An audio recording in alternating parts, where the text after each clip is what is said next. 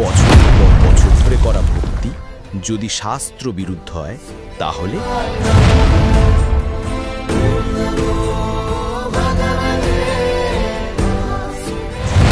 গীতার জ্ঞান আসলে কে দিয়েছিলেন? ভগবান শ্রীকৃষ্ণ, নাকি তার ভিতরে কেউ অন্য কেউ কথা বলছিল?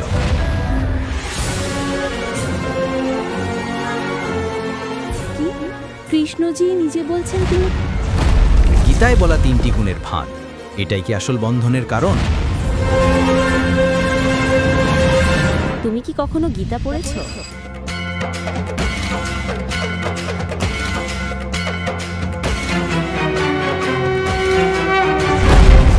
গীতা অধ্যায় 11 যে বিরাট রূপের বর্ণনা আছে, সে আসলে কে? কৃষ্ণ যদি গীতা জ্ঞান দিয়ে সব কিছু বলে দিয়েছিলেন, তাহলে শেষ পর্যন্ত কেন তিনি অর্জুনকে বললেন, তত্ত্বদর্শী সন্তের কাছে যাও? দেখুন এই বিশেষ ভিডিওটি শনিবার সন্ধে 5টায় ঠিক শুধুমাত্র সন্ত রামপালজি বাংলা সৎসঙ্গ ইউটিউব চ্যানেলে।